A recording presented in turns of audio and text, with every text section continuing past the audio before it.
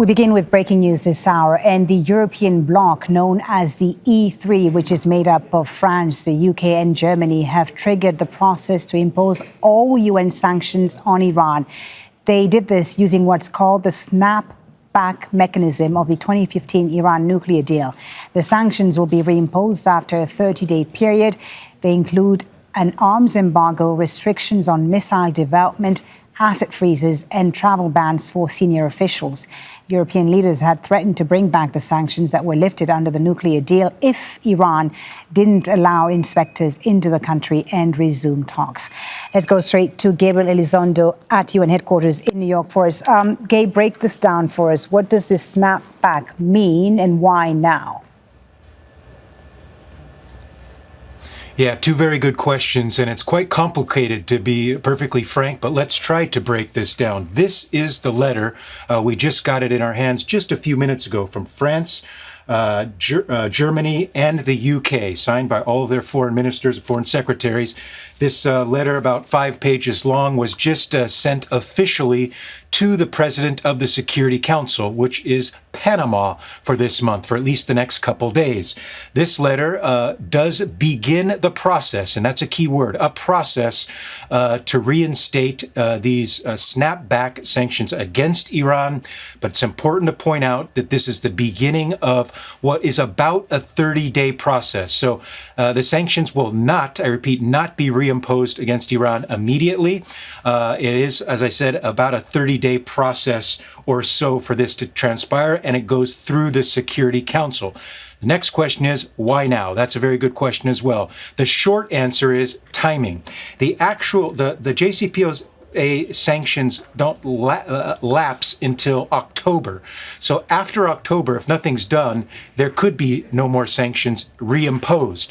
So what the European powers are doing, the E3 in this instance, they're saying they don't want it to lapse, so they're pursuing this process to begin now. Why? Because in October, Russia assumes the presidency of the Security Council. They, of course, are a close ally of Iran, and they could, in theory, according to the Europeans, they could try to block this. So the timing is very key here. Not only in just a few weeks, world leaders will be descending on the United Nations for the General Assembly, and so that will be a chance as well for world leaders to gather to see how they want to pursue this moving forward. But the timing is key because it gets the process moving, right. And that's what the E3, the European three, Germany, France, and the UK wanted. Okay, Gabe, as you say, this is complicated, so we need to break it down for our international audience. Again, just to clarify, as you said, the sanctions won't be immediately reimposed, and all the pre-deal sanctions will be reimposed without vetoes from UN Security Council members. Yeah, that's another kind of peculiar part of how this works. The UN is a complicated place. Normally, it takes 9 votes by the Security Council to pass any sort of action, really, or a resolution. That's ingrained in the charter. One of the 5 permanent members could veto, of course. However, with this resolution, when it was set up, it allowed for this snapback to be implemented without 9 votes. With any of the parties to the JCPOA, and that's why Germany is included here. They're not part of the Security Council.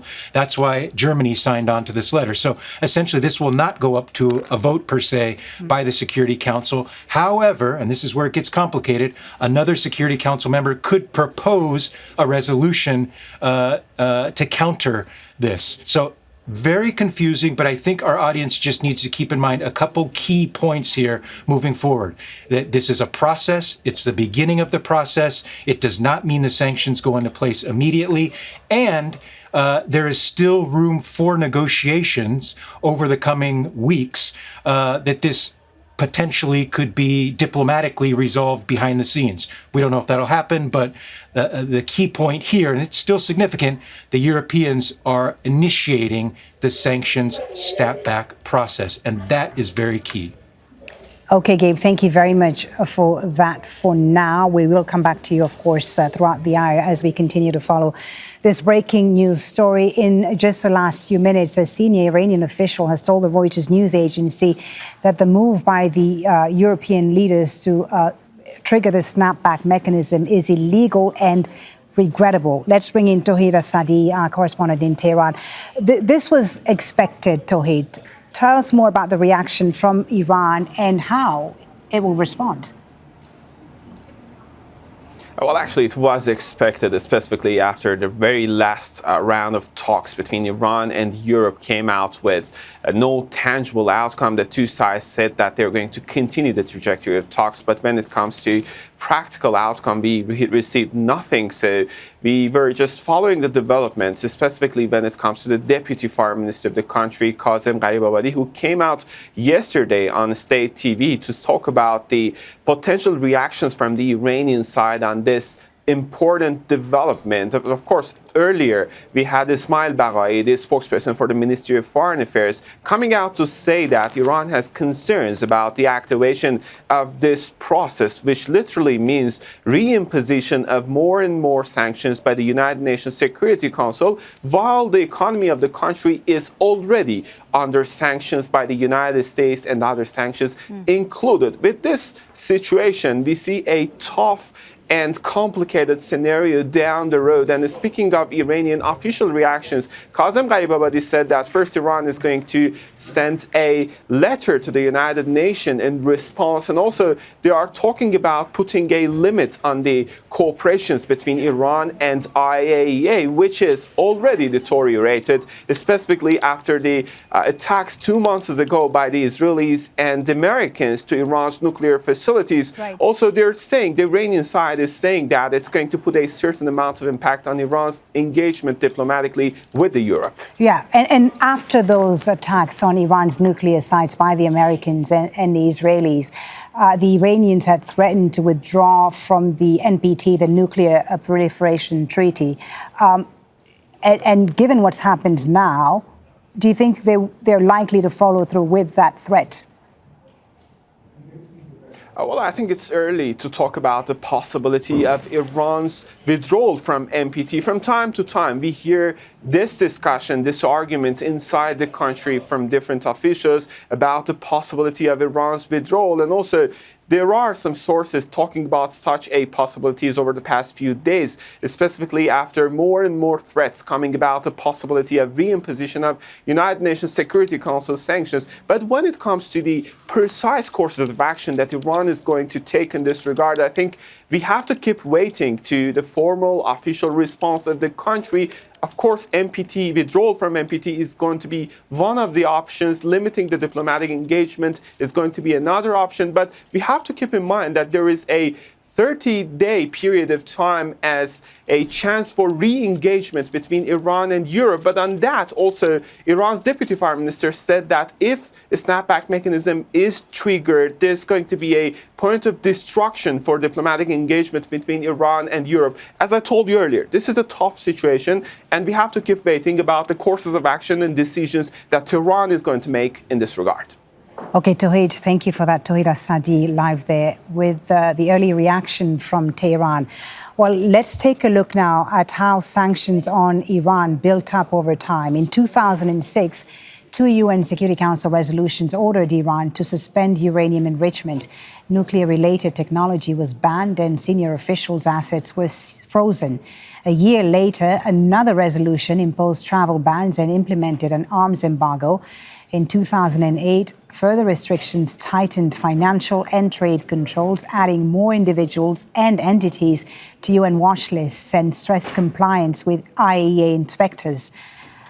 2 years later, another measure banned heavy weapon sales, restricted ballistic missile development, and broadened asset freezes. In 2015, the Iran nuclear deal lifted those sanctions in exchange for limits on uranium enrichment and full IAEA monitoring. The snapback mechanism now restores all of these restrictions. Let's bring in our diplomatic editor, James Bass, who's covered extensively the nuclear negotiations for us on Al Jazeera, has kept a close eye on this for many years now. We were expecting this, right? But as Gabriel said, the sanctions are not going to be imposed immediately. No, there is 30 days. So the fuse has been lit. The device that is snapback does not go off for 30 days. Interestingly, that timeline happens to take us to the moment in New York when all the world leaders are going to be there, as they always are at the end of September, for the high-level week of the UN General Assembly. And so we're going to see this play out, I assume, as the Iranian president is there, as he normally goes, to New York.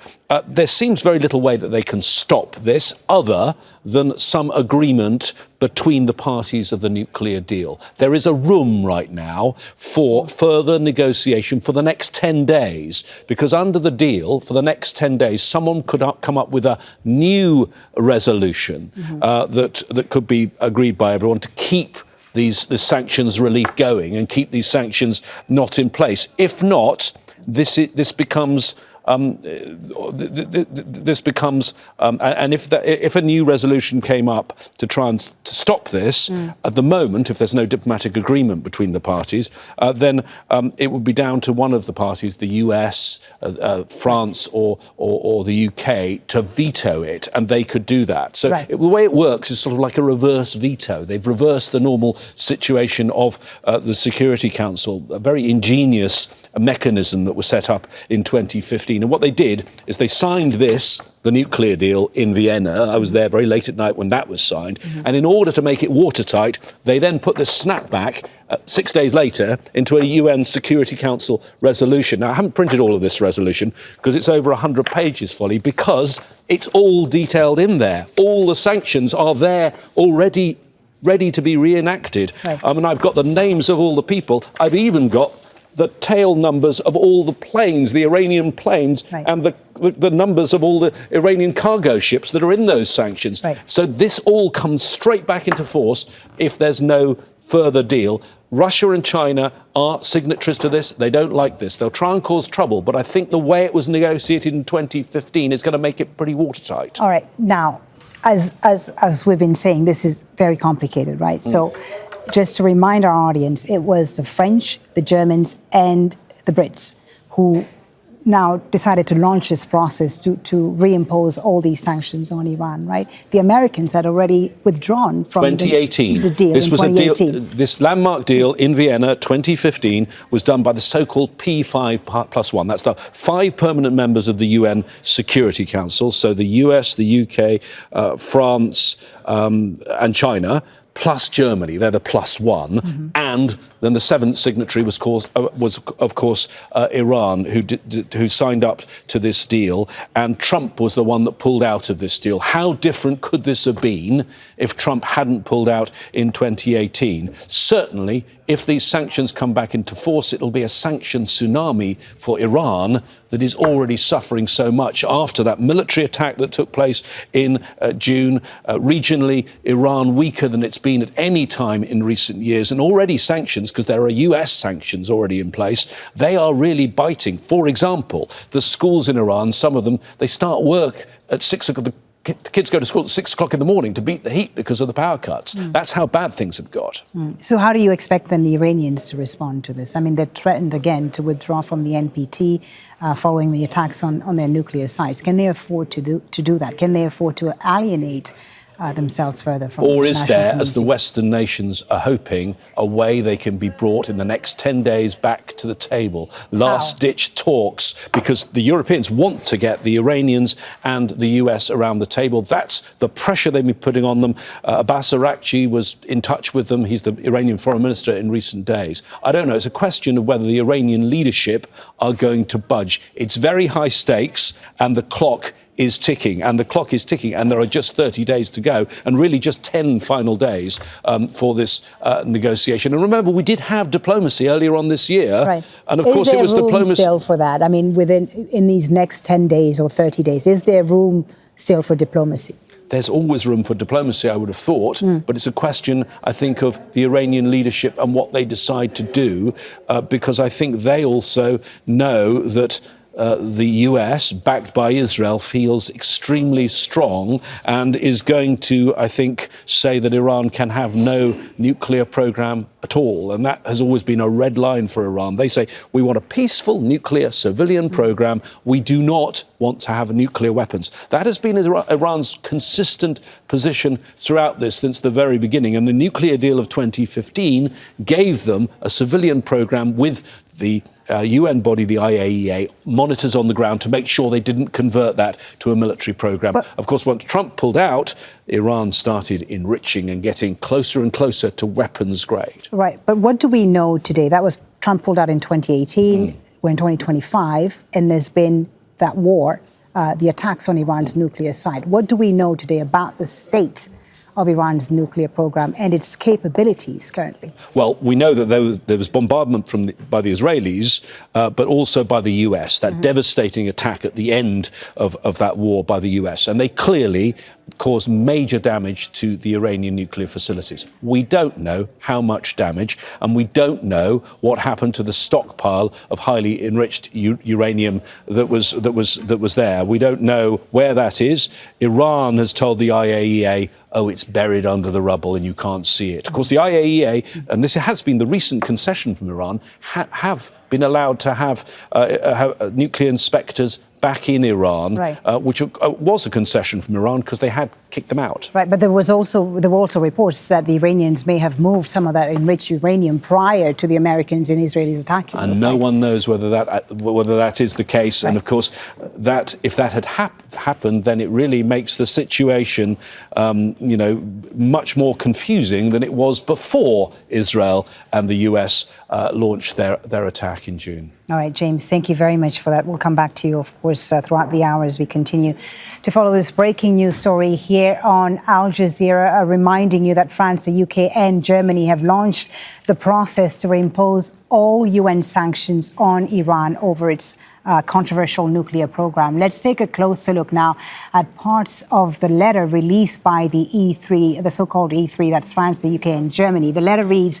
that the E3 believe Iran to be in significant non-performance of its commitments under the JCPOA, that's the 2015 nuclear deal, and hereby invoke the process known as the Snapback mechanism. Iran's actions stand in stark contrast to an exclusively peaceful use of its nuclear energy.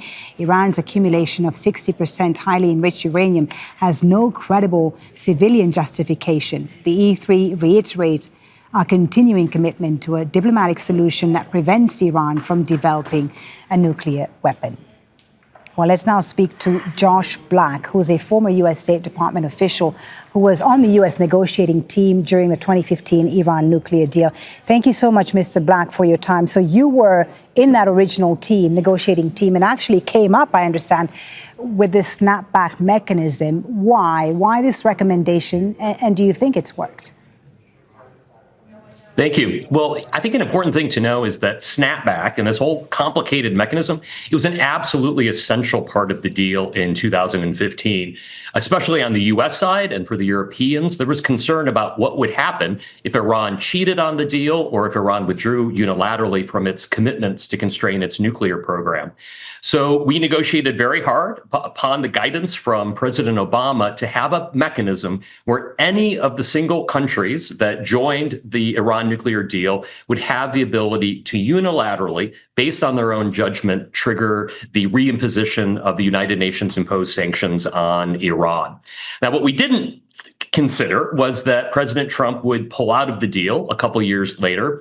And since 2019, Iran has been in non-compliance with its commitments under the JCPOA. Its enrichment, other activities it's undertaken, it's moved forward and significantly advanced its nuclear program. Right. Why Josh, is this let me ask significant you, today? Let me just ask you briefly. You mentioned President Trump pulling out of the deal in 2018. What would have happened, do you think, if the U.S. hadn't pulled out of the deal? I think that there's a decent chance that Iran would not have then also pulled out of the deal. We could have stayed in a position where Iran's nuclear program would be subject to many constraints, significant international monitoring, and there just would be much greater international confidence in the Iranian nuclear program and less concern about a possible military use. In short, we would not be in the situation we're in today with many, many kilograms of highly enriched uranium unaccounted for and with less international visibility over Iran's nuclear activities. Right, but Josh, as you know, the Iranians have long maintained that their nuclear program serves peaceful purposes only. They argued that they have the right to abandon the nuclear deal's limits because the US withdrew from the deal in 2018 and reimposed its own sanctions. What do you respond to that?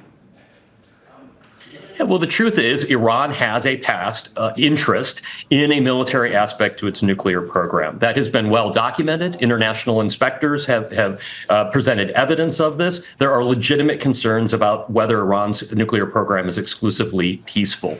Again, Trump probably should not have pulled out of that deal. That was problematic, and that created the situation that we're in today. But those concerns about Iran's program are still legitimate. And now Iran has a really difficult decision to make. Will they agree to constraints, to transparency, to accountability for its enriched uranium, or will they dig in? As your correspondent noted, we're now in a 30-day critical period where they're going to have to decide whether to resolve these concerns through diplomacy or else face the reimposition of some sanctions that were pretty impactful and that will affect their people for many years to come. Again, the snapback mechanism now triggered. The sanctions are not reimposed immediately. We have this 30-day period. Do you think there's still a slim chance, Josh, for a diplomatic solution here? I do. And I think this is the decision that Iran's leaders will have to make. Diplomats like me, we like a little bit of drama and tension and deadlines. They help focus the mind and clarify the choices that leaders will have to make. As your correspondent noted, in a few weeks, world leaders will be convening in New York at the United Nations General Assembly. They will all be there. It will be a time of intense diplomacy. And so there is a possibility that this drama and the potential consequences will encourage Iran's leaders to make the responsible decision to reassure the international community about what they claim are the peaceful intentions of their nuclear program. That would include agreeing to new constraints, new measures for transparency, as were envisioned in the original deal, so that we know exactly what they're doing and can account for their nuclear activities. But will the Trump administration, you think, agree to these reassurances that you mentioned? I think that's a big question. There are different voices within the Trump administration. Some of them are very extreme and think that there should be no permitted nuclear activities of all kind, even exclusively civilian nuclear activities. I think some are more pragmatic and would recognize that there might be opportunities for Iran to have a very limited, highly constrained, extensively monitored nuclear program. There are other options that the Trump administration has floated, such as potentially working with other countries in the region on some sort of consortium that would provide Iran with enriched uranium so that it doesn't have to happen within Iran's territory. So there but the Israelis are not likely to agree to that, are they? I think it's unclear. You know, the Israeli and U.S. airstrikes did achieve significant success in pushing back Iran's nuclear program for many years. It'll be much harder for Iran to recreate this program. However, there are just a certain set of issues that can only be resolved at the negotiating table. And I would hope, and I think that there are people in the Israeli system that realize a negotiated set of arrangements, like we had in 2015 with the previous deal, is the best way forward. There's just not an easy, comprehensive, permanent military solution to this difficult challenge. Thank you so much for talking to us. Thank you for your time. Josh Black, former U.S. State Department official who was on the U.S. negotiating team during the 2015 Iran nuclear deal. Don't miss out and get the full picture. Subscribe to Al Jazeera for reliable news and expert insights. Like, share, stay ahead.